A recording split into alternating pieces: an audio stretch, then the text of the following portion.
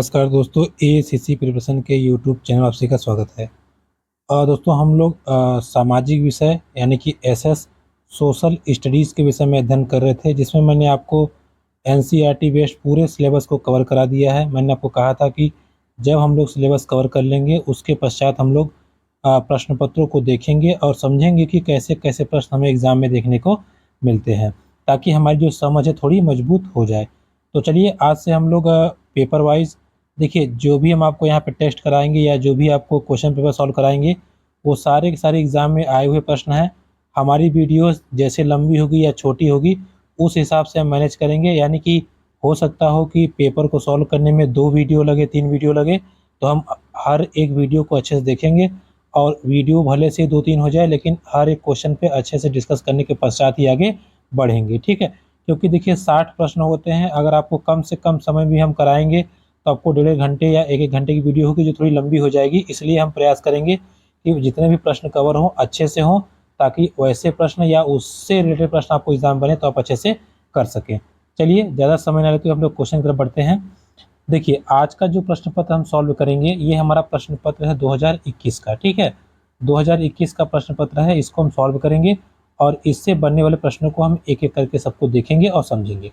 चलिए शुरू करते हैं। देखिए यहाँ बात करें पहले क्वेश्चन की, देखिए क्या लिख रहा है, कथन है, क्या लिख रहा है, चोल मंदिर धार्मिक सामाजिक और सांस्कृतिक जीवन के केंद्र थे।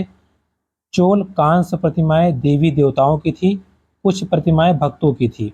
तो आपको इसमें बताना ये है, एक कूट वाला क्वेश्चन है। नीचे लिख रहा है कि ए बी दोनों सही है, ए का स्पष्टीकरण सही है, फिर दोनों नहीं सही है। तो चलिए हम पहले आपको थोड़ा समझाते हैं। देखिए बात करें चोल मंदिर की, बिल्कुल चोल मंदिर जो थे धार्मिक रूप से, सामाजिक रूप से और सांस्कृतिक रूप से वो संबंधित थे, यानी कि ऑप्शन नंबर ए तो बिल्कुल सही है। बी की बात करें तो चोल मंदिर कांस्य के प्रतिमाओं की देवी देवताओं की बिल्कुल थी, लेकिन जो इसमें लिखा है ना भक्तों की प्रतिमा नहीं थी। तो देखिए है तो दोनों सही, एक तरह से देखा जाए तो भाई ए बी दोनों सही है, लेकिन बी में जो लिखा है कि भक्तों की प्रतिमा थी ये थोड़ी गड़बड़ है। इसलिए यहाँ पे अगर हम ध्यान से देखें तो हमारा जो ऑप्शन नंबर सेकंड है ये सही प्रश्न है। ए और बी दोनों सही है, लेकिन ए की जो व्याख्या है वो बी नहीं कर पा रहा है, ठीक है। क्यों नहीं कर पा रहा है? क्योंकि इसमें जो बात कह दिया है भक्तों की प्रतिमाएं थी, ये गलत बात है। क्लियर? तो पहले क्वेश्चन का राइट आंसर क्या होगा? Option number second. आगे बढ़ते हैं। देखिए अगला क्वेश्चन है, अगर क्वेश्चन को आप ध्यान समझेंगे तो आप क्लियर कर ले जाएंगे। देखिए क्या लिख रहा है कि दिल्ली के सुल्तानों के समय तवारीख, मैंने आपको बताया था तवारीख क्या होता है। तवारीख मतलब ऐसी किताबें, ऐसी पुस्तकें जो राजाओं के विषय में बताती थी। तो देखिए लिख रहा है कि दिल्ली के सुल्तानों के समय तवारीख के लेखकों ने जन्मसिद्ध अधिकार और लिंग भेद पर आधारित आदर्श समाज व्यवस्था बनाए रखने की सलाह दी। उनके विचारों से सारे लोग सहमत होते थे। देखिए अब अगर हम बात करें कथन ए की, तो तवारीख जो पुस्तक थी इसमें यह कभी नहीं कहा गया था कि जन्म सिद्ध अधिकार, ऐसा नहीं है कि कोई राजा का बेटा जो है वही हमेशा राजा बनेगा, ऐसा बिल्कुल नहीं है। जो योग्य होगा वो राजा बनेगा, यानी कि कथन ए तो बिल्कुल गलत है। दूसरे की बात करें तो तवारीख, तवारीख को लगभग सभी लोग मानते थे। तो इस प्रकार हम ये पाते हैं कि पहला गलत है और दूसरा सही है। तो इसका जो सही उत्तर होगा, अगर आप ध्यान से देखें तो अगर आप ऑप्शन को पढ़ पा रहे होंगे तो अगर आप लास्ट वाला ऑप्शन देखिए, लिखा है ए गलत है किंतु बी सही है, ठीक है। तो इसका जो राइट आंसर होगा ऑप्शन नंबर 4 हो जाएगा, ठीक है। देखिए अगर आपको नोट्स पता होगा, आपने मेरी वीडियोस देखी हैं, तो आपके लिए ये जो वीडियोस है या आप कह सकते हो जो आपके लिए आज के प्रश्न पत्र है बहुत मज़ेदार होने वाला है, क्योंकि हम लोग बहुत अच्छे से एनसीईआरटी में जो हम लोगों ने पढ़ा है उसी को हम लोग सॉल्व करेंगे, ठीक है। चलिए आगे बढ़ते हैं। परेशान ना होइए, कुछ क्वेश्चन कूट के हैं, आपको परेशान कर सकते हैं, बट हम लोग उसको भी अच्छे से समझेंगे। कूट मतलब 3-4 ऑप्शन, ठीक है। बिल्कुल पीसीएस लेवल का क्वेश्चन बनाया है ये, इसलिए थोड़ी सी परेशानी हो सकती है, होती है आपको। नेक्स्ट क्वेश्चन लिखा है, रजिया ने अपने अभिलेखों में अपना नाम पुरुष जैसा लिखकर अपने को पुरुष होने का भ्रम पैदा किया। बिल्कुल गलत बात है। रजिया ने कभी भी अपना नाम पुरुष जैसा नहीं बताया था, बल्कि हाँ वो कपड़ा पहन के आती थी, लेकिन वो हमेशा कहती थी कि मैं अपने पिता की बेटी हूँ और उनकी क्या हूँ, वारिस हूँ, ठीक है। तो कथन ए तो बिल्कुल गलत है। अगर बी की बात करें, तवारीख के लेखकों ने सामाजिक एवं लिंग भेद को आधार बनाकर यह तर्क दिया कि पुरुष स्त्रियों की तुलना में श्रेष्ठ होते हैं। बिल्कुल सही बात है। तवारीख पुस्तक में ये लिखा गया था कि जो पुरुष हैं वो ज़्यादा अच्छे सक्षम हैं, महिला सक्षम नहीं है। इसीलिए हमने आपको बताया था कि रजिया सुल्तान को धोखे से उसकी गद्दी से हटा दिया गया था। तो यहाँ भी आप पाते हैं कि ऑप्शन ए गलत है लेकिन बी सही है। ठीक है, तो इसका जो सही उत्तर होगा आपका चौथा होगा, ए गलत है किंतु बी सही है। ठीक है, तो अगर आप ऑप्शन को देखेंगे और थ्योरी को याद करेंगे तो आपका सब क्लियर हो जाएगा। ठीक है, अगला क्वेश्चन चलिए देखिए, अगला क्या करा है, अकबर, जहांगीर, शाहजहां ने सुलह ए कुल सर्वत्र शांति विचारधारा का सिद्धांत बनाया। बिल्कुल सही बात है। सुलह ए कुल का मतलब ही था कि सभी धर्म के लोग जहां आके अच्छे से रहें और सब लोग एक दूसरे से मिलकर रहें। अगली बात हम करते हैं, ए तो सही हो गया। अगली बात, विभिन्न धर्मों के जुड़े हुए व्यक्तियों के साथ विचार विमर्श अकबर की समझ बनी। जो विद्वान धार्मिक रीति मंदाता पर बल देते थे वे अक्सर कट्टर होते थे। देखिए बात को समझिएगा, एक मैंने आपको बताया कि सुलह एक कुल तो यही था ही कि विभिन्न धर्म के लोग आए, अपने विचार रखें और सभी धर्मों का मान सम्मान हो। तो बिल्कुल सही है, ए भी सही है, बी भी सही है। ठीक है, जो धार्मिक लोग थे, जो धार्मिक रीति रिवाज थे, सभी में कट्टरता हो रही है। कट्टरता मतलब यहाँ ये नहीं है कि हमारा ही मानो, बट सभी धार्मिक लोगों का सम्मान मान सम्मान दिया जाए, इसीलिए सुलह ए कुल की स्थापना की गई थी। ठीक है, तो यहाँ पर ए और बी दोनों सही हैं और ए का कारण या ए का एकदम स्पष्ट कारण बी है। तो देखिए आपने जितने क्वेश्चन देखे सब में कूट है, मतलब आपको फंसा रहा है, लेकिन हम फंसेंगे नहीं। आराम से क्वेश्चन को आप देखेंगे, थ्योरी बनाएंगे तो आप सब आपका क्लियर हो जाएगा। ठीक है, नेक्स्ट क्वेश्चन लिख रहा है कि दिल्ली के सुल्तानों और मुगलों के काल में श्रेणीबद्ध समाज ज्यादा सरल हो गया। सेकंड नंबर है कथन, जनजाति समाज कई असमान वर्गों में विभाजित नहीं था। अब बात को समझिएगा, यहाँ कह रहा है कि दिल्ली के जो सुल्तान थे और मुगल थे के काल में श्रेणीबद्ध समाज ज़्यादा सरल हो गया। बिल्कुल सही बात है। देखिए दिल्ली के सुल्तानों का समाज था, अलग था, बाद में जब मुगल आए उनका अलग था, और धीरे धीरे ये प्रक्रिया आगे बढ़ती चली गई। यानी कि श्रेणीबद्ध समाज का मतलब ये है समाज की एक पीढ़ी या समाज की एक धारणा बनती चली गई जो विकसित बाद में होती गई।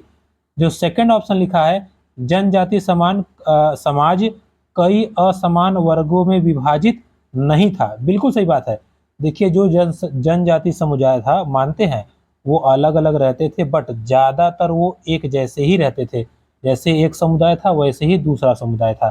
तो यहाँ पर जो ऑप्शन ए है और बी है, दोनों के दोनों सही है और इनका कारण जो है वो भी बिल्कुल सही है। तो ऑप्शन नंबर क्या होगा, ए इज अ राइट आंसर। ठीक है, नेक्स्ट क्वेश्चन देखिए।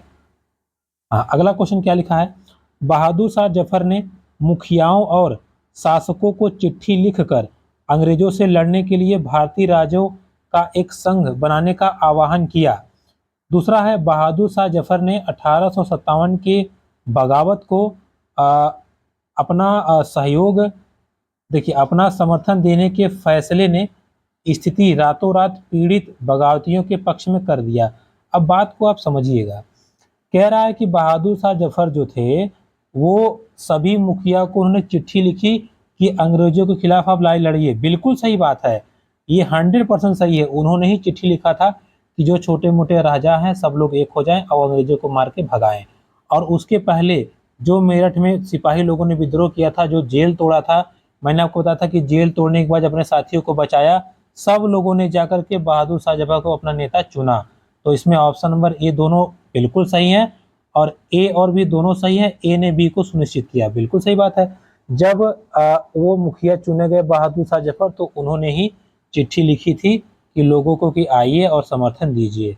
तो ये भी आपका बिल्कुल आपका आंसर सही है। ठीक है, देखिए क्वेश्चन लेंदी किया है बट इतना भी लेंदी नहीं है।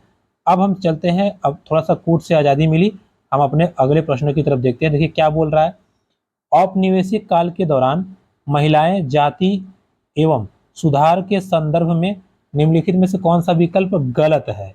देखिए औपनिवेशिक काल मतलब जिस समय अंग्रेज यहाँ थे, तो इसमें से गलत कौन है हमको वही चुनना है। ठीक है, कौन गलत है। विद्यासागर ने विधवा विवाह का सुझाव दिया, बिल्कुल सही है। प्रार्थना देखिए केवल केवल एक निगेटिव शब्द है, जहां ये आपका आएगा वो गलत होगा। तो आपका गलत ऑप्शन कौन सा है, यही। ठीक है, यानी कि क्वेश्चन हमसे पूछा था कि कौन सा गलत है, तो प्रार्थना समाज ने केवल हिंदू ग्रंथों पर विचार विमर्श किया, ऐसा नहीं है।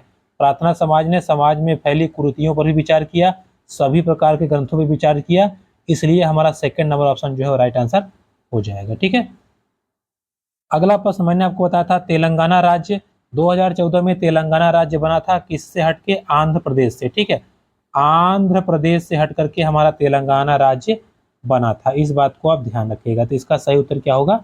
आंध्र प्रदेश। ठीक है, क्वेश्चन नंबर 39, निम्नलिखित कथनों पर ध्यान दें और लोकतंत्र में संचार के माध्यम की सही भूमिका का चयन करें। ठीक है, यानी कि लोकतंत्र में संचार कैसा होना चाहिए, इसको आप सही से बताइए और इसका चयन कीजिए, तथा आप ये बताइए कि इसमें जो ऑप्शंस हैं उसमें कौन सही हो सकता है, कौन नहीं सही हो सकता है। ठीक है, लोकतंत्र की बात करें जो हमारे यहाँ राज्य व्यवस्था है, चलिए समझते हैं। देखिए लिख रहा है, इसे समाचार के माध्यम से नागरिकों की सूचना पहुंचनी चाहिए, नागरिकों को सूचना पहुंचनी चाहिए, बिल्कुल सही बात है।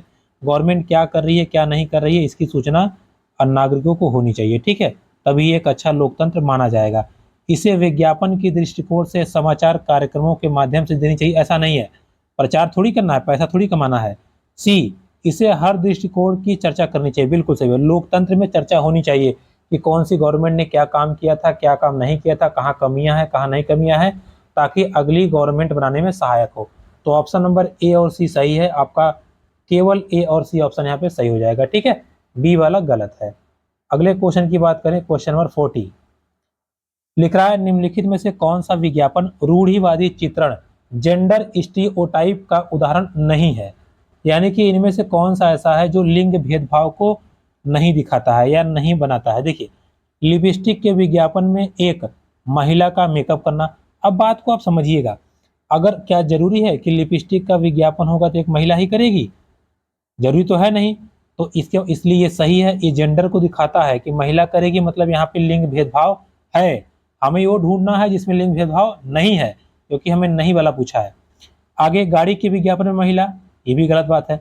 देखिए स्पोर्ट जूते के विज्ञापन में एक लड़की फुटबॉल खेलती हुई, अब यह बात को समझिएगा, जूते के विज्ञापन पे जो है यहाँ पे अगर एक लड़की फुटबॉल खेल रही है तो इससे ये संदेश जाता है कि लड़कियां भी कोई भी खेल खेल सकती हैं, ऐसा नहीं है कि लड़के ही खेल खेलेंगे। तो ये जो थर्ड नंबर ऑप्शन है ये इंगित करता है कि खेल भी लड़कियां खेल सकती हैं, और ये लिंग भेदभाव को प्रदर्शित नहीं करता, जो कि हमारा ऑप्शन पूछा था। ठीक है, 10 क्वेश्चन हमने देख लिए, आगे बढ़ते हैं। नीचे दिए गए लक्षणों ए और बी के आधार पर महाद्वीप की पहचान करें। यह विश्व का सबसे छोटा महाद्वीप है। आगे बढ़ते हैं, जो पूरी तरह से दक्षिण गोलार्ध में है। बात करें पृथ्वी के, ये पृथ्वी का नीचे का हिस्सा जो है दक्षिण गोलार्ध में है।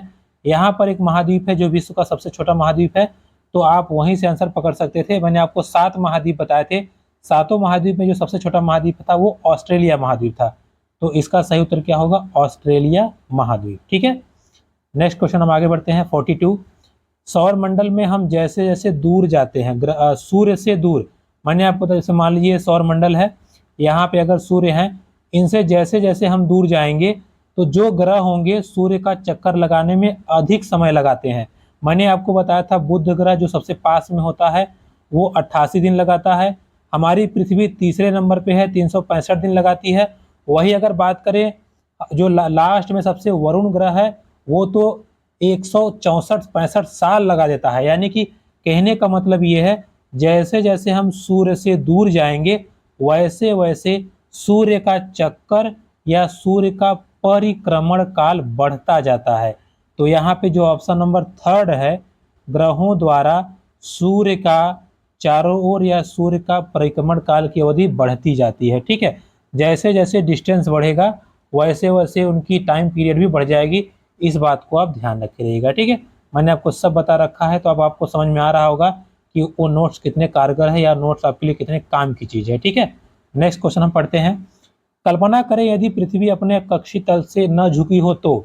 देखिए जो पृथ्वी हमारी है वो 23.5 डिग्री अंश झुकी है, ये आपका 0 डिग्री देशांतर रेखा होता है, ये कोण होता है 23.5 डिग्री अंश। अगर कह रहा है ना झुकी हो तो आप बात को समझिए, अगर नहीं झुकी रहेगी तो ये वाली लाइन मूव करके यहाँ चली जाएगी, तो हम ये देखेंगे कि 0 अंश की जो देशांतर है वो ये जो रेखा है जो 23 अंश डिग्री झुकी हुई है, जिसको हम प्रदीप्त वृत्त कहते हैं। प्रदीप्त वृत्त मतलब जो डिसाइड करती है कहाँ दिन होगा कहाँ रात होगा, दोनों की दोनों रेखाएं मैच कर जाएंगी या दोनों की दोनों रेखाएं एक दूसरे से मिल जाएंगी। ठीक है, इस प्रकार हम ये पाते हैं कि जो पहला नंबर ऑप्शन है इस प्रश्न का वो बिल्कुल सही है। जैसे कि लिखा है प्रदीप्त वृत्त और देशांतर रेखाएं एक दूसरे से मिल जाती हैं। साथ ही साथ आप ये ध्यान रखे रहिएगा, प्रदीप्त वृत्त और अक्षांशी नहीं होगा, गलत बात है। किसी क्षेत्र में कोई विशेष मौसमी परिवर्तन नहीं होगा, ये भी बिल्कुल सही है। क्योंकि देखिए, जब ये झुका हुआ मिल जाएगा जाकर के ना यहाँ पे, तो पृथ्वी का जो घूर्णन है वो प्रभावित होगा, और पृथ्वी की जो घूर्णन गति है वो कहीं ना कहीं बहुत इंपॉर्टेंट रोल अदा करती है मौसम परिवर्तन में। तो इस प्रकार हम देखते हैं कि मौसम परिवर्तन में भी कोई चेंज नहीं होगा। तो आपका जो सही विकल्प होगा वो होगा ऑप्शन नंबर ए और सी। ठीक है, इस चीज को ध्यान रखिएगा। क्लियर, आगे बढ़ते हैं। देखिए लिखा है भारत में शरद ऋतु के संबंध में कथनों का चयन कीजिए। हम करते हैं। पहले समझिए शरद ऋतु पड़ता कब है। देखिए दो ऋतु होती है, एक वसंत एक शरद। जो बसंत ऋतु होती है वो ठंडी जाने लगती है तब पड़ती है, यानी कि मार्च में, मैंने आपको बताया था 21 मार्च को। और जब बरसात जाने लगता है, ठंडी आने लगती है, तब पड़ती है शरद ऋतु सितंबर में। अब आपसे पूछ रहा है कि ये कब होता है, आपको इसका सही उत्तर चयन करके बताना है। देखिए विकल्प को आप चयन कीजिए। क्या लिख रहा है, लिख रहा है कि इस मौसम को दक्षिण पश्चिम मानसून के नाम से जाना जाता है। इस मौसम में पवन बंगाल की खाड़ी तथा अरब सागर की ओर बहती है। यह मौसम मानसून के आने और आगे बढ़ने का मौसम है। अब बात को जरा समझिएगा, शरद ऋतु का मतलब क्या होता है। शरद ऋतु का मतलब ये है कि भाई मानसून तो आता है, बिल्कुल सर, ठंडी बरसात का मौसम रहता है। ये जब मानसून आता है तभी ठंडी की एंट्री होती है। इसको दक्षिण पश्चिम मानसून के नाम से भी जानते हैं। दूसरी बात हम कहें तो बंगाल की जो खाड़ी है वो इधर है पूरब साइड में, तो बंगाल की खाड़ी वाला ऑप्शन तो होगा नहीं, इधर वाला होगा दक्षिण पश्चिम वाला। साथ ही साथ लिखा है यह मौसम मानसून के आगे तथा आने तथा आगे बढ़ने का मौसम है। बिल्कुल सही बात है, जब दक्षिण पश्चिम मानसून आगे बढ़ता है तो हमारे यहाँ ठंडी का मौसम आता है, और इसे हम शरद ऋतु के संबंध में या शरद ऋतु के नाम से जानते हैं, जिसको हम कहते हैं 23 सितंबर के बाद की जो घटना है वो क्या है, शरद ऋतु घटना है। ये भी मैंने आपको चर्चा करके बताया था।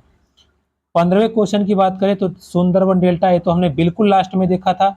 सुंदरवन डेल्टा का निर्माण गंगा नदी और ब्रह्मपुत्र नदी से होता है। इस चीज को आप ध्यान रखे रहिएगा, ये भी मैंने आपको बता रखा है। ठीक है, नेक्स्ट क्वेश्चन हम बात करें 46। देखिए इसमें क्या है, अगला क्वेश्चन हमारा लिखा है नीचे दिए गए लक्षणों ए और बी के आधार पे वायुमंडल परत की पहचान कीजिए। यानी कि नीचे जो क्वालिटी दी गई है उससे आपको बताना है कि ये किस परत में होता है। पहला अगर आप ऑप्शन पढ़ें, लिखा है कि भैया अंतरिक्ष में प्रवेश करने वाले उल्कापिंड इस परत में जलने लगते हैं। आपको ऑप्शन ए पढ़ने से ही आपकी उत्तर आपका मिल चुका है। अब मैंने आपको बताया था 5 परतें होती हैं, पांचों परतों में मौसम संबंधी घटनाएं क्षोभ मंडल में होती हैं। जहाज जो हमारा उड़ता है वो समताप मंडल में उड़ता है। मध्य मंडल की बात करें तो इसी मंडल में उल्कापिंड जलते हैं। तो इस प्रश्न का सही उत्तर क्या होगा, मध्य मंडल। ठीक है, नेक्स्ट क्वेश्चन, आपतन का संबंध है। ये भी मैंने आपको लास्ट में बिल्कुल बताया था। आपतन का मतलब होता है सूर्य की ऊर्जा। सूर्य का 2 अरबवां भाग पृथ्वी को प्राप्त होता है, जिसको हम आपतन या सूर्याताप कहते हैं। क्या कहते हैं, आपतन या सूर्याताप। तो इसका सही उत्तर होगा सूर्य ऊर्जा के साथ। क्या होगा, सूर्य ऊर्जा के साथ। तो देखिए अभी तक कोई ऐसा क्वेश्चन नहीं आया है जो हमारे एनसीईआरटी पुस्तक में ना आया हो। सभी के सभी क्वेश्चन पूरा एनसीईआरटी बेस्ड है, तो हम पूरा एकदम धुआं गर्दा मचा के रख देंगे। ठीक है, प्रश्नों को बस आप देखते जाइएगा, एक एक करके हम सबको निपटा देंगे। देखिए अगला प्रश्न कह रहा है उचित विकल्पों का के साथ निम्नलिखित का मिलान कीजिए। अगर आप ध्यान दें तो विकल्पों का हमें मिलान करना है। क्या बोल रहा है, शंकुधारी वृक्ष। देखिए शंकुधारी वृक्ष कहाँ होते हैं, पहला महाद्वीप का पूर्वी किनारा बिल्कुल नहीं, दृढ़ काष्ठ वाले तो होते ही नहीं है, नरम काष्ठ वाले हाँ सदाबहार वृक्ष। ठीक है, शंकुधारी जो है वो सदाबहार वृक्ष के एरिया में आते हैं। भूमध्य सागरी की बात करें हम, जो भूमध्य सागरी भी होते हैं वो दक्षिण पश्चिमी किनारे पे हैं। ठीक है, दक्षिण पश्चिमी किनारे पे वृक्ष हैं। उष्ण कटिबंधी की बात करें, उष्ण कटिबंधी मतलब जो गर्मी वाले इलाके में होते हैं वो दृढ़ काष्ठ वाले, दृढ़ काष्ठ वाले जो जिनकी कठोर लकड़ी होती है। तो अब अगर आप मैच कराएं तो ए का मिलान करना है 3 से, तो ए का मिलान 3 से पहले में है और चौथे में है। उसके बाद बी का मिलान करना है 4 से, तो बी का मिलान है हमारा चौथे पे, ऑप्शन नंबर 4।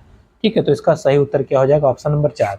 तो इस प्रकार आप देखेंगे हमें सारे के सारे उत्तर प्राप्त होते हैं। ठीक है, आपको अगर भूल गया होगा तो एक आप मैंने आपको नोट्स प्रोवाइड करा दी है या मैंने आपको बोल दिया है, आप टेलीग्राम मैसेज करके नोट्स प्राप्त कर सकते हैं, साथ ही साथ आप उसकी जानकारी ले सकते हैं। ठीक है, अब आगे दिए गए दोनों कथनों पर ध्यान दें और उचित विकल्प का चयन कीजिए। फिर आगे हमें विकल्प का चयन करना है, हम करेंगे। क्या बोल रहा है, नीचे दिए गए दोनों सहारा रेगिस्तान एक समय में हरा भरा मैदान था, बिल्कुल सही बात है। ऐसा वहां पे मिला है गुफाओं में चित्रकारी वगैरह, जिससे जानकारी प्राप्त होती है कि लाखों करोड़ों वर्ष पूर्व पहले सहारा जो डेजर्ट है वो हरा भरा मैदान था। और कहाँ से जानकारी मिलती है, गुफाओं से।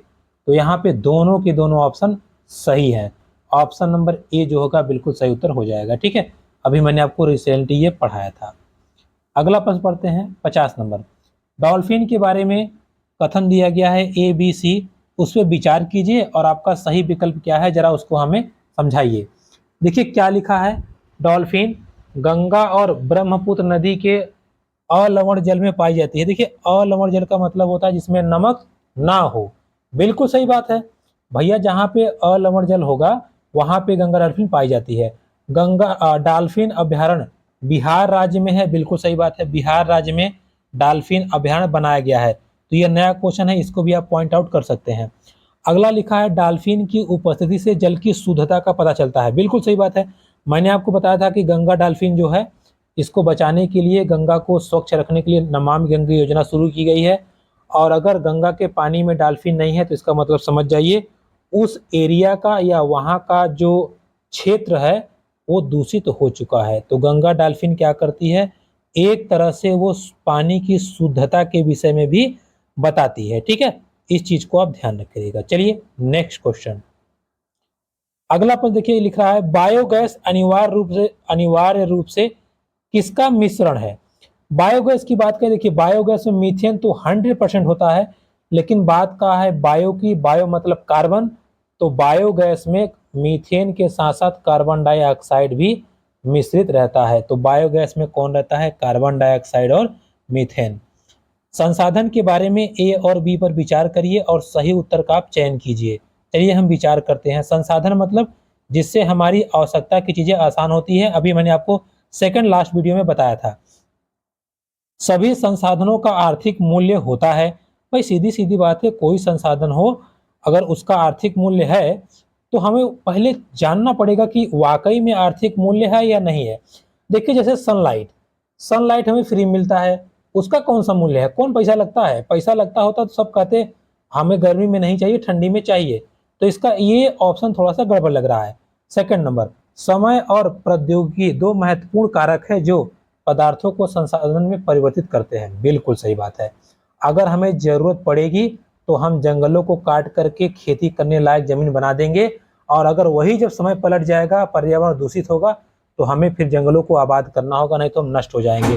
तो यहाँ पे ऑप्शन ए जो है वो आपका गलत है और ऑप्शन जो बी है वो सही है। ठीक है, देखिए ये गलत इसलिए हुआ कि सभी संसाधन आर्थिक दृष्टि से महत्वपूर्ण नहीं है। जैसे आर्थिक मतलब सभी संसाधन आपको पैसा थोड़ी देंगे, कुछ फ्री में भी आपको मिल जाएंगे। ठीक है, अब आप कहिए हम धूप बेचेंगे तो कोई दो जूता आपको मारेगा, भाई यहाँ से धूप कोई खरीदता है रे। आगे 53 नंबर, निम्नलिखित में से कौन से ऊर्जा के परंपरागत स्रोत है। देखिए मैंने अभी आपको लास्ट वीडियो में बताया था, शायद मैंने आपको परंपरागत और गैर परंपरागत नहीं बताया था। मैंने आपको बताया था नवीकरणीय ऊर्जा और अनवीकरणीय। नवीकरणीय मतलब जिसको हम बना सकते हैं, अनवीकरण जिसको हम नहीं बना सकते। अनवीकरणीय को ही हम बोलते हैं परंपरागत। परंपरागत मतलब जिसको आपने यूज कर लिया दोबारा नहीं कर पाएंगे। तो अगर आप यहाँ पे देखें जो ऑप्शन नंबर तीसरा है, खनिज तेल, प्राकृतिक और ईंधन, इनका अगर आप एक बार प्रयोग कर लोगे दोबारा प्रयोग नहीं कर पाओगे। तो सही उत्तर इसका क्या हो जाएगा, ऑप्शन नंबर थर्ड। ठीक है, परंपरागत यानी कि अनवीकरणीय ऊर्जा। 54 नंबर, प्राकृतिक संसाधनों के प्रकार को उनके वर्गीकरण के साथ मिलान कीजिए। जो प्राकृतिक संसाधन है उनके हमें मिलान करना है, और मिलान करके फिर हमको बताना है कि क्या कैसे होना चाहिए या कैसे होता है। ठीक है, चलिए क्या लिख रहा है। ए नंबर है वर्गीकरण का जो आधार है, फिर संसाधन के प्रकार। मैंने आपको वर्गीकरण बताया था, अगर आपको ध्यान होगा देखिए कैसे हम निकालेंगे। विकास व प्रयोग का स्तर, देखिए इन विकास और प्रयोग का जो स्तर है अगर हम उसको सेकंड में मैच कराना चाहें तो पहला नंबर समझिएगा वास्तविक और संभाव्य। वास्तविक और संभाव्य का मतलब ये है कि हमें कितनी डेवलपमेंट करनी है, कैसा एक्सपेरिमेंट करना है, वो हम स्थिति परिस्थिति को जान के ही डिस्कस कर पाएंगे। सेकंड नंबर बात करें उद्गम, उद्गम की बात करें तो जैव और अजैव। वितरण की बात करें तो सर्वव्यापक और स्थानिक, यानी कि जो भी प्राकृतिक संसाधन है वो हर जगह है और हर जगह के हिसाब से अलग अलग है। जैसे हिमालय की बात करें तो वहाँ जंगली इलाका ज़्यादा है, पठार की बात करें वहाँ पठारी भाग है लेकिन तेल वगैरह है, और लास्ट हमारा है भंडार नवीकरणीय और अनवीकरणीय के फॉर्म में। तो एकदम बिल्कुल मिलान में है, आपको टेंशन लेने की जरूरत नहीं है। ए का 1 में, बी का 2 में, सी का 3 में और डी का 4 में। Option number third is the right answer. ठीक है। 55 लगभग 12,000 साल पहले भारत में कई क्षेत्रों में गर्मी बढ़ने के कारण घास के मैदान बनने लगे थे। देखिए लिख रहा है कि घास के मैदान बनने लगे थे गर्मी बढ़ने के कारण। अब आप कहेंगे गर्मी से कौन सा घास का मैदान होता है? बिल्कुल होता है, घास के मैदान में भी उष्णकटिबंधीय घास के मैदान होते हैं, और जब घास के मैदान होंगे तो जानवर तो ऑटोमेटिकली डेवलप हो जाएंगे। तो सेकंड नंबर ऑप्शन आपसे यही लिखा है कि हिरन, बारहसिंघा, बकरी, भेड़ और मवेशी जैसे जानवरों की संख्या बढ़ी। तो दोनों के दोनों सही है, अगर घास का मैदान बढ़ेगा तो सीधी सीधी बात है जानवरों की संख्या भी बढ़ेगी। तो ए बी दोनों सही है और ए बी का एकदम सही व्याख्या है। पूरा स्थलों के संदर्भ में निम्नलिखित में से कौन सही है? पूरा स्थल मतलब पुरानी जमीन जगह, कौन सही है आपको बताना है। लिख रहा है वह जगह जहां वस्तुओं के अवशेष मिलते हैं, बिल्कुल सही बात है। ये केवल जमीन के ऊपर ही पाए जाते हैं, ये तो देखिए गलत है भाई, ऐसा थोड़ी है कि जमीन के ऊपर ही पाया जाएगा, तो बी वाला तो गलत हो गया। केवल जमीन के अंदर, ये भी गलत हो गया। ये समुद्र और नदी तल में कभी नहीं पाए जाते, बिल्कुल गलत हो गया। तो ऑप्शन नंबर ए ही सही है। वह स्थान जहां वस्तु के अवशेष मिलते हैं वो क्या कहलाते हैं? पूरा स्थल। केवल देख के मत सोचिएगा कि एबीसी मार दें, पहले पढ़ लीजिए राजा बाबू मुन्ना कि वो कहना क्या चाहता है, तब आंसर मारिए। 57 हड़प्पा सभ्यता के लोग बनाते थे, क्या बनाते थे भैया? पत्थर की मुहरें, बिल्कुल। पीले रंग के बर्तन, बिल्कुल। लोहे से बने बर्तन, बिल्कुल। सोना नहीं, सोने की जानकारी उनको नहीं थी, मतलब जानकारी थी लेकिन सोने को बर्तन नहीं बनाते थे, सोने के आभूषण बनाते थे। तो इसमें option number A B C सही है, इसमें डी नहीं सही है। तो ऑप्शन नंबर फर्स्ट जो होगा वो राइट आंसर हो जाएगा। अब आप देखिए, अब आपको लग रहा होगा कि जो छोटा सा नोट्स आपको मिला है कितना महत्वपूर्ण नोट्स है। ठीक है, उसमें मेहनत बहुत लगी है, तो आप भी मेहनत कीजिए और एग्जाम अच्छे से आप क्वालिफाई जरूर कीजिएगा। ठीक है, चलिए आगे बढ़ते हैं। 58 एक महापाषाण कब्र में 2 कंकाल के अवशेष थे, इन दोनों में से महिला कंकाल के अनुसार लगाने हेतु देखना होगा, अनुमान लगाने हेतु। मतलब आप अगर 2 कंकाल हैं और आपको ये पहचान करनी है कि ये महिला का है पुरुष का है, हम कैसे करेंगे? हड्डियों की संरचना देखिए, हड्डियों की संरचना देख के आप जानना चाहेंगे? हाँ, जान सकते हैं, क्योंकि महिलाओं की हड्डियों की संरचना आप देखेंगे तो उनके जो कमर की जो हड्डी होती है वो थोड़ी सी आप देखेंगे कि उसका जो एरिया होता है थोड़ा सा वो लार्ज होता है। ठीक है, वहीं अगर हम बात करें सेकंड ऑप्शन की, कंकालों के साथ मिले आभूषण, जरूरी थोड़ी है, हो सकता हो कोई ससुरा लेडीज बनने की कोशिश कर रहा हो, कोई उसको तलवार हुल दिया हो, मर गया हो, तो आभूषण से आप नहीं पहचान पाएंगे। कंकालों का आकार, हाँ आकार से आप जान सकते हैं। कंकालों के साथ मिले खाना, इससे नहीं जान सकते। तो ऑप्शन नंबर ए और सी बिल्कुल सही है। ठीक है, कंकाल को आपको जानना होगा तो आप उसके आकार को देख के समझ सकते हैं, हड्डियों की संरचना देख के समझ सकते हैं। ठीक है, क्वेश्चन नंबर 59 प्रारंभिक काल से शुरू करके आरोही क्रम में, अच्छा आरोही क्रम में आपको सजाना है। आरोही क्रम मतलब पहले कौन हुआ, फिर कौन हुआ, फिर कौन हुआ, फिर कौन हुआ। ठीक है, सभी घटनाओं को आपको क्रम से लगाना है। तो अब अगर आप एनसीईआरटी बुक अकॉर्डिंग पढ़ेंगे तो सभी जो घटनाएं हैं वो क्रम से लगी हुई होती हैं। यहाँ हम आपको समझाते हैं कैसे लगाना है। पहला, वेदों की रचना, बिल्कुल सही बात है, इनमें जितने भी हैं वो सब के सबसे पहले वेद बनाए गए थे। वेद के बाद हम देखते हैं, वेद के बाद हमारे महापाषाणों की रचना हुई थी। महापाषाण की बात करें तो पत्थर युग, ठीक है। तो पहले वेद आए, फिर पाषाण, फिर इनाम गांव में कृषक यानी किसानों का निवास मिला, और राष्ट्र में आते हैं चरक। चरक मतलब जो एक शैल्य चिकित्सक थे, ये आते हैं या इनका जिक्र आता है। तो कुल मिला के हमारा ऑप्शन नंबर जो होगा A B C D is a right answer, ठीक है। A B C D is a right answer, बिल्कुल क्रम से लगा हुआ है, ठीक है। Next question 60। हाल के काल में सिक्के से शुरू से ही अवरोही क्रम को सजाएं। अच्छा, उसमें सीधा पूछा था, इसमें कहा उल्टा बताइए। उल्टा मतलब सबसे लेटेस्ट घटना कौन सी है उसको पहले लिखिए, और जो सबसे पहले हुआ था उसको एकदम बाद में लिखिए। चलिए समझते हैं। लोहे का प्रयोग, उपमहाद्वीप में लोहे का प्रयोग, अरुका मेडी पत्तन बसना, संगम साहित्य की शुरुआत। देखिए, अरिका मेडू की जो घटना है ये बहुत पहले की घटना है, इस चीज को आप ध्यान रखे रहिएगा, ठीक है। अरिका मेडू पत्तन मतलब बहुत पहले घटना, जब अंग्रेज और पुर्तगाली लोग आए थे। इसके बाद हम बात करें संगम साहित्य की बात होती है, इसके बाद सी के बाद डी नंबर ऑप्शन, फिर आपका लोहे की बढ़ोतरी आती है, और बाद में उपमहाद्वीप में लोहे का प्रयोग होता है। यानी कि पहला सी है, फिर डी है, फिर ए है, फिर बी है।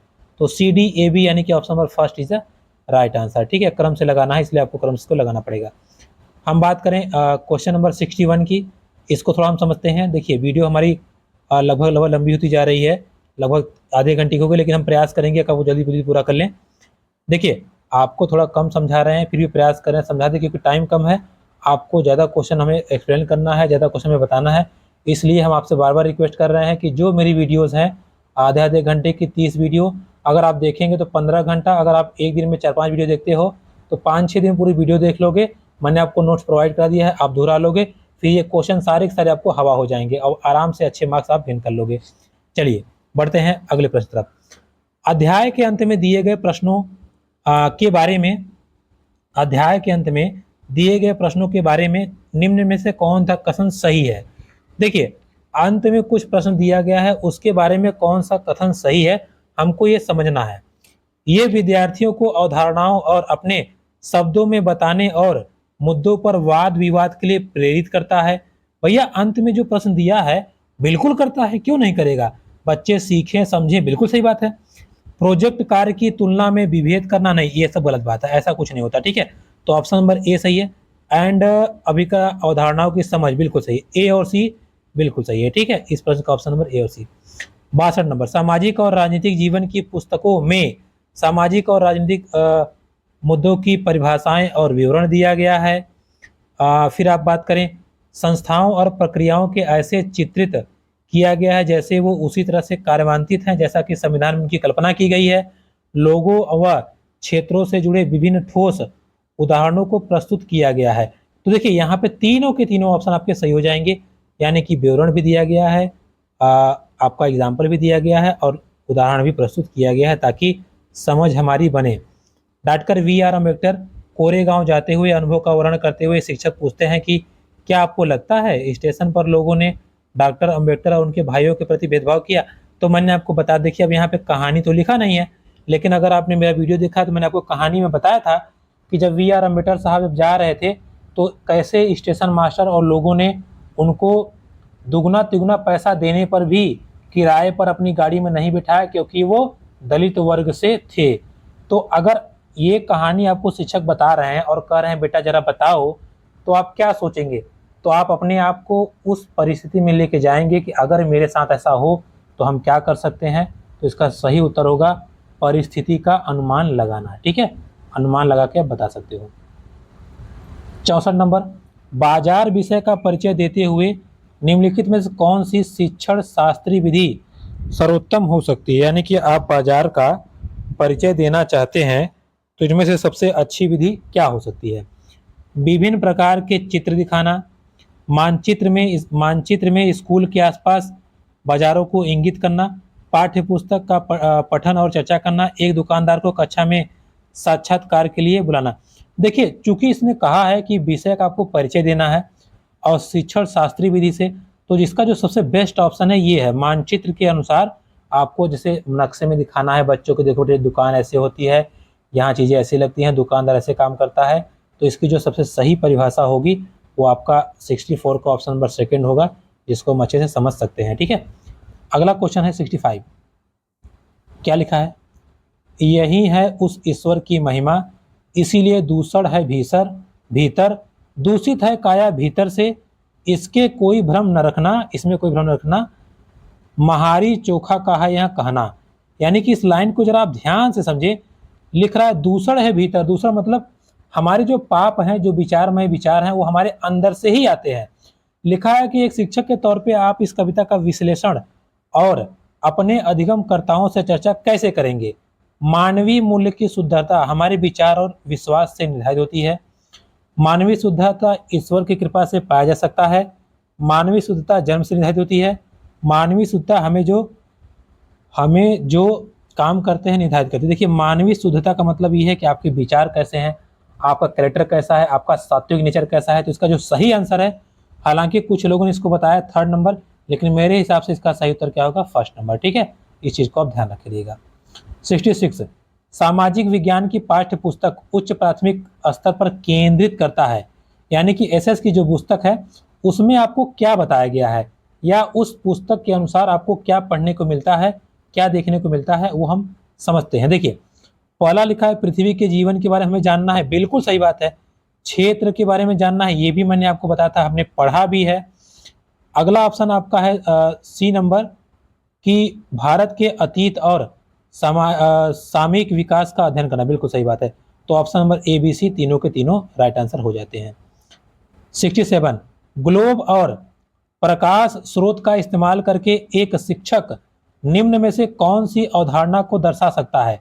देखिए, ग्लोब का प्रयोग करके आप क्या क्या दर्शा सकते हैं, या ग्लोब का प्रयोग करके आप क्या क्या बता सकते हैं, इसको हमें समझना है। देखिए, ग्लोब और प्रकाश स्रोत, अगर आप थोड़ा एज्यूम करें, हम मान लेते हैं कि ये प्रकाश स्रोत है और ये ग्लोब है। अगर हम इस ग्लोब को घुमाएंगे तो घुमाने से हम बता सकते हैं बेटा जिधर लाइट पड़ेगी उधर दिन, जिधर लाइट नहीं पड़ेगी उधर रात। तो दिन रात को हम समझा सकते हैं। हम ये भी बता सकते हैं कि ये जो ग्लोब है ये अगर ये पृथ्वी मान लें और ये चारों तरफ घूमेगा तो हम बता सकते हैं परिक्रमण, और ये भी बता सकते हैं कि चारों तरफ घूमने से मौसम संबंधी घटनाएं होती हैं।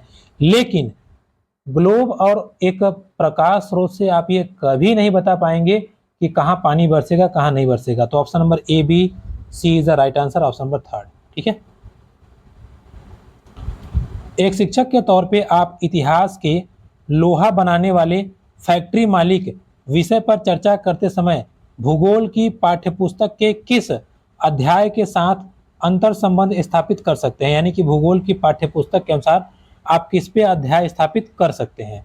चलिए हम जरा उसको समझते हैं। देखिए क्या लिख रहा है, खनिज संसाधन, उद्योग, ऊर्जा संसाधन हमारे पृथ्वी के अंदर।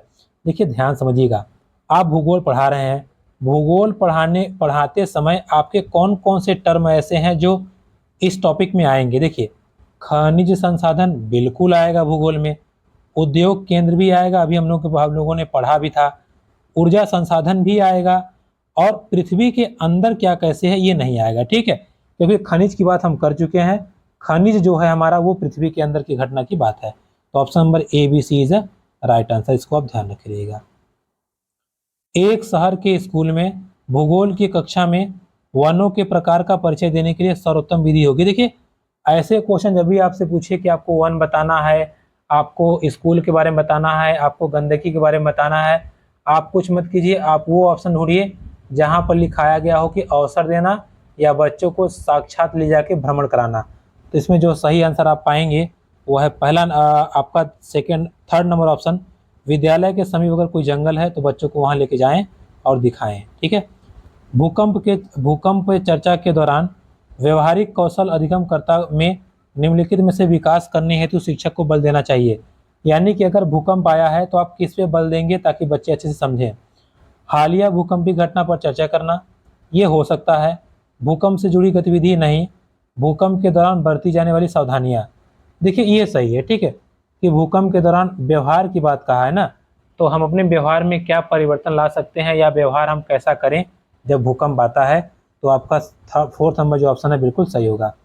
तवा बांध की बात करें, तवा बांध 1990 में बनाया गया था। मैंने आपको बताया था कि तवा बांध जो बनाया गया था इसका संबंध सीधा मछली पकड़ने से है। तो तवा बांध जो है ये मछली पकड़ने से संबंधित है, इस चीज को आप ध्यान रखिएगा। ठीक है, 72 की बात करें, निम्नलिखित में से कौन सी व्याख्या विविधता का उचित प्रतीक है? जैसे विविधता मतलब डाइवर्सिटी, हमारे देश में विविध प्रकार के लोग होते हैं, विविध प्रकार की संस्कृति होती है, फिर भी हमारा देश सभी को स्वीकार किया है, तो इसका जो फर्स्ट नंबर ऑप्शन है बिल्कुल सही है।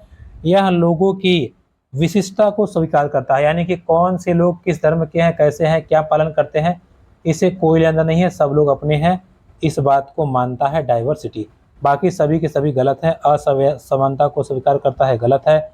लोगों के बीच भेदभाव बढ़ाता है, गलत है। लोगों के बीच एकरूपता बढ़ाता है, ये भी गलत है। ठीक है, इस चीज को आप ध्यान रखिएगा। भारतीय लोकतंत्र के संदर्भ में निम्नलिखित में से कौन सा कथन गलत है? आपको गलत ढूंढना है। भारत में सरकार लोग अप्रत्यक्ष रूप से चलाते हैं, बिल्कुल सही बात है। भारत में आम चुनाव, ये गलत है। भारत में आम चुनाव 1951 में हुआ था, इस बात को ध्यान रखिएगा। और हमारा सही उत्तर यही है, सेकंड नंबर। ठीक है, बोला था गलत कौन सा है, सेकंड नंबर। भारत में ग्राम पंचायतों का जो चुनाव होता है प्रधान जी का, वो 5 साल के लिए होता है। तो बच्चों वाला क्वेश्चन है, आप आराम से करके निकल जाएंगे। पुलिस थाने पे देखिए, पुलिस अधिकारी जो होता है पुलिस थाने पे कौन होता है? तो आपका special officer on special duty नहीं होते हैं, होम इंस्पेक्टर ये भी नहीं होते।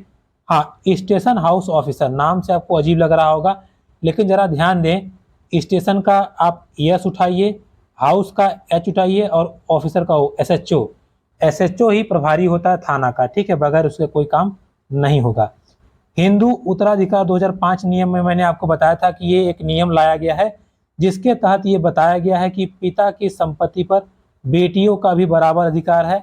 अगर बेटियां क्लेम कर दें तो पिता की जो संपत्ति है उस पर भी उसको उतना ही हक मिलेगा जितना हक लड़कों को मिलता है। तो इसका जो फोर्थ नंबर ऑप्शन है, महिलाओं को पारंपरिक संपत्ति में अधिकार दिलाना, ये हिंदू अधिकार नियम 2005 है। ठीक है, भारतीय संविधान की व्याख्या अंतिम रूप से अर्थ निर्णायक कौन करता है? अगर आपके साथ कोई अन्याय हो रहा है या गलत काम हो रहा है तो उसका न्याय कौन करेगा? हमारी न्यायपालिका करती है, इस चीज को आप ध्यान रखिएगा। ठीक है, कोर्ट। अत्याचार निवारण अधिनियम 1989 कहाँ आया था? मैंने आपको बताया था, दलित वर्ग और आदिवासियों को बचाने के लिए ये आपका अत्याचार अधिनियम आया था। मैंने आपको एकदम स्पष्ट लिखवाया है नोट्स में, तो आप ऐसा कोई क्वेश्चन अभी तक दिखा नहीं जिसमें आप फंसे। ऐसी राजनीति व्यवस्था जिसमें एक से ज्यादा स्तर की सरकार हो, जैसे हमारे यहाँ क्या है भैया, हमारे यहाँ केंद्र की शासन चलती है, हमारे यहाँ 28 राज्यों के शासन चलता है, फिर भी हमारा देश एक है। मैंने आपको पहली वीडियो में बताया था कि हमारा भारत देश क्या है, फेडरेशन है, यानी कि एक संघ है। तो हमारा भारत देश क्या है, संघवाद को डिफाइन करता है। Option number second is the right answer. 80 की बात करें, निम्नलिखित में से कौन सी नीति सामाजिक न्याय को प्रोत्साहित करती है? यानी कि कौन सी नीति ऐसी है जो न्याय को दर्शाती है? सरकारी नौकरियों में सूचीगत दलित जाति को उम्मीदवार को आरक्षण देना। देखिए, आरक्षण से क्या होगा, उनको बराबर मौका मिलेगा, बिल्कुल सही बात है। न्यूनतम मेहनताना कानून पारित करना, ये भी बिल्कुल सही है। तो ए और बी दोनों के दोनों नीति सामाजिक न्याय को प्रोत्साहित करते हैं। ठीक है, नई दिल्ली के वास्तुशैली की चर्चा में एक शिक्षक को केंद्रित करना चाहिए। वास्तुशैली मतलब ये होता है ना कि जैसे आपकी बिल्डिंग वगैरह कैसे बनी है, किस प्रकार से बनी है, तो इसकी चर्चा के लिए नई दिल्ली में आप क्या दिखा सकते हैं या किस पे डिस्कस कर सकते हैं।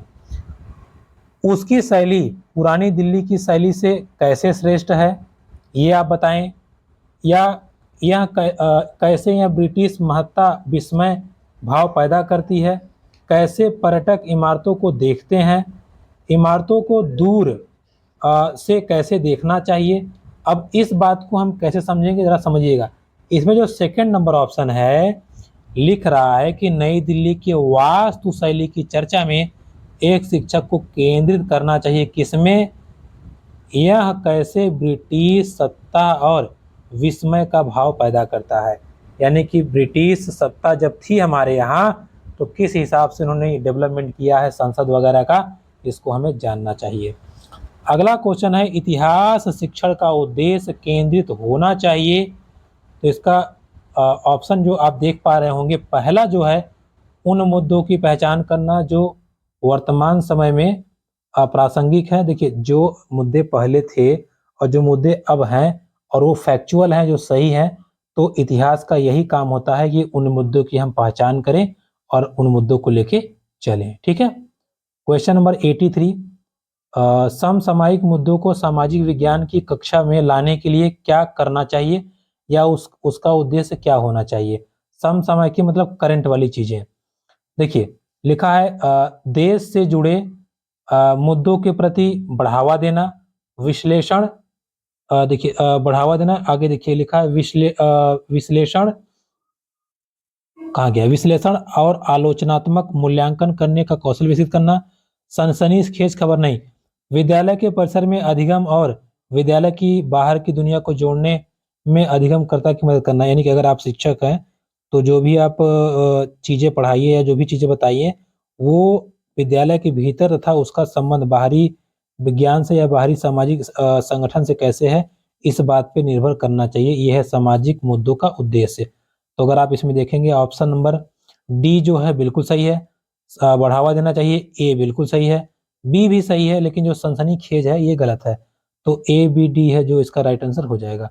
आगे बढ़ते हैं क्वेश्चन नंबर 84, सामाजिक विज्ञान की कक्षा में समानता पर चर्चा करते समय उद्देश्य होना चाहिए। यानी कि अगर आप सामाजिक सोशल स्टडी का अध्ययन करा रहे हैं तो उसमें जो इक्वलिटी की बात करता है उस पे हम क्या किन किन मुद्दों पे चर्चा कर सकते हैं, इस पे हम समझते हैं। देखिए लिखा है कि अधिगमकर्ताओं के साथ गरिमा से जुड़े मुद्दे को संबोधित करना, सभी का सम्मान करने के प्रति अधिगमकर्ताओं को संवेदनशील बनाना, संविधान में परिलक्षित मुद्दों पर आधारित होना, यह समझना कि हर तरह के अंतर को यह समझना कि हर तरह का अंतर असमानता की ओर लेकर जाता है।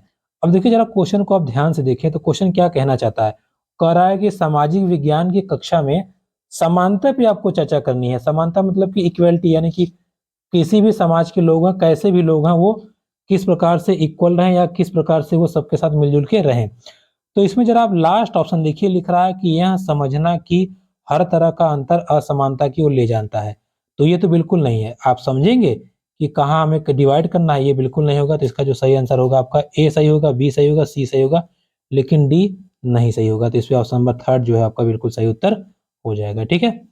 क्वेश्चन नंबर 85, कक्षा और समाज में व्याप्त विविधता को संबोधित करने के लिए निम्नलिखित सामाजिक विज्ञान के शिक्षक को चाहिए क्या चाहिए भैया। अगर आप कक्षा में समाज में व्याप्त विविधता, समाज में व्याप्त विविधता का मतलब ये है कि जो लोग अलगाव की तरफ जा रहे हैं, जो जातिवाद कह लीजिए या धर्म के नाम पे लड़ भिड़ रहे हैं, उसके लिए आप क्या कर सकते हैं। देखिए हम क्या कर सकते समझिएगा, विभिन्न सांस्कृतिक संस्कृतियों और जुड़े उदाहरणों को कक्षा की चर्चा में शामिल करें।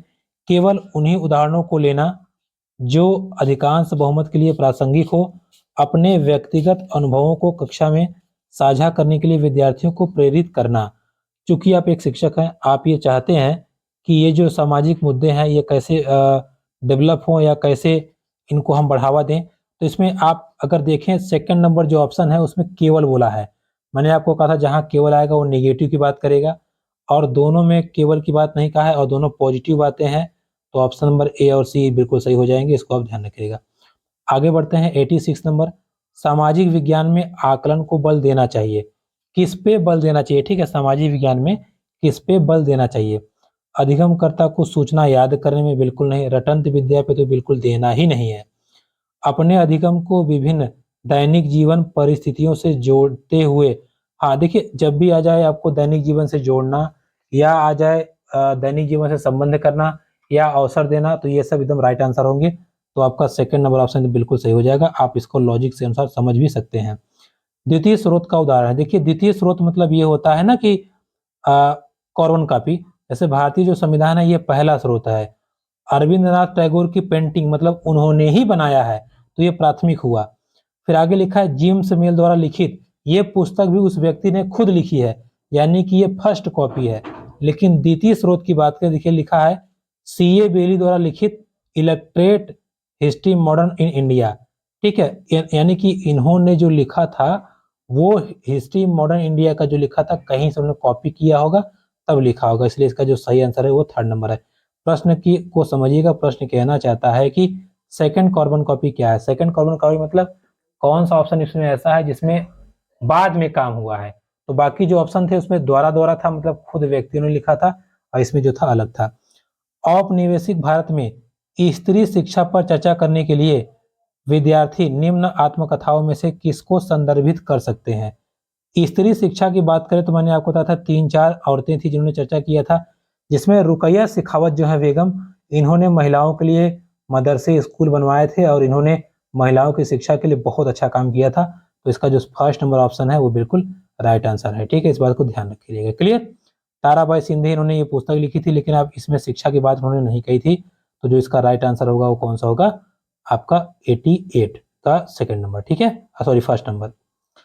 89, भूगोल शिक्षण को किन मुद्दों से जुड़े संदर्भ में परिप्रेक्ष्य का विकास करना चाहिए। यानी कि भूगोल जो मुद्दे हैं हमें कैसे समझना चाहिए।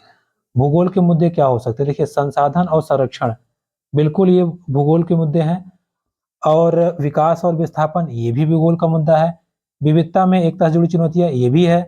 मानव विकास, ठीक है, देखिए मानव विकास नहीं है तो क्योंकि मानव विकास जो है वो सोशल का हिस्सा हो जाता है, इसका भूगोल से कोई संबंध नहीं है। तो भूगोल में ए, बी और सी, यानी कि A, B, C, option number first is the right answer. ठीक है, लास्ट क्वेश्चन देखते हैं। 90 नंबर लिख रहा है, एक सक्रिय सामाजिक विज्ञान की कक्षा अधिगमकर्ता को प्रेरित करती है। यानी कि अगर सामाजिक विज्ञान की कोई कक्षा है तो पढ़ने वाला जो है वो प्रेरित करती है। कैसे प्रेरित करती है, व्याख्यान को सुनना, साझा किए गए निर्भर रहना, चुनौतीपूर्ण प्रोजेक्ट में भागीदारी करना। ठीक है, अगर कोई पढ़ लिख रहा है, अगर वो पार्टिसिपेट करता है तो बिल्कुल, यानी कि वो प्रेरित हो रहा है। जब उससे कुछ गलतियां होंगी, कुछ वो सीखेगा, जब पार्टिसिपेट करेगा तब न सीखेगा, जब पार्टिसिपेट नहीं करेगा तो कहाँ सीखेगा। ठीक है, तो दोस्तों ये थी वीडियो आपकी आज की, जो थोड़ी लंबी हो गई, लेकिन मैंने आपको इस वीडियो में 2021 के सभी प्रश्नों को दिखा दिया। अब आपको समझ में आ गया होगा कि जो मैं आपको नोट्स दिया है लगभग 95% क्वेश्चन पूरे के पूरे मैच कर गए। ऐसे ही हम लोग सभी प्रश्न पत्रों को देखेंगे। वीडियो पसंद आए तो please like, comment, share, subscribe मेरे चैनल। और इस वीडियो को अभी तक हमने शेयर किया हो या ना किया हो, लेकिन इसको अपने दोस्तों में जरूर शेयर कीजिएगा और रिक्वेस्ट कीजिएगा कि एक बार जरूर देखें, ताकि उनको चीजें समझ में आए कि एनसीईआरटी की क्या वैल्यू है। मिलेंगे आपसे अगली वीडियो में, तब तक के लिए नमस्कार।